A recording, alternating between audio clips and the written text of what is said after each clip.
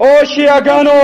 ما ته ووایئ حسین رضی الله عنه په کربلا کې چا وجلی تاسو وجلی دی د عبدالله بن سبا اولاد څوک دی ای شیعاګانو تاسو یئ په عثمان بن عفان توره چا چوتوله او روافظو تاسو چوته کلې ده د عثمان نه چا توی کلې ده تاسو توی کلې ده په هغه کربلا کې د حسین رضی الله عنه نه اوبه چا بندي کړې وې تاریخ خپل د شیعاګانو په ژبه باندې وګورئ تاسو بندي کړې وئ او زنادقو او د مطعنه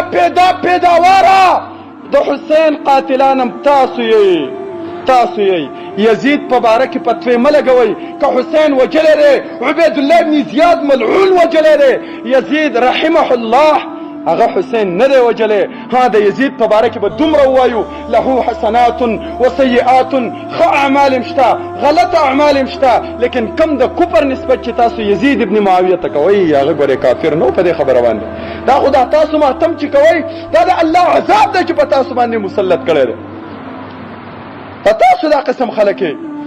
او نبی صلی الله علیه وسلم خو د ابوبکر او عمر په باره کې ویلو د لاسونه نیولي ویل هکذا نبعث یوم القیامه ما او ابوبکر او عمر موږ به په قیامت کې دقسې اوچتېږو دا زما د صحابو شان دی دا مختصر عقیده مې ته زما وروڼو دې لپاره ذکر کړه چې سبا له تاسو دا ونه وایئ د دې نور هم ډېر ګنده عقاید دي لیکن ټیم موږ یو 8 منټه هغه داسې واغوست دې لپاره چې دا عقیده تاسو ته بیان شي تاسو په ذهن کې دا خبره کینی چې سبا له ګورې دا خبره ونه کوي چې شیعاګان په څه کافر دي دا حوالې ما درکړې خطبه ریکارډ شوه ځان له وروسته وګورئ کتابونه راواله یو کلاوې کوي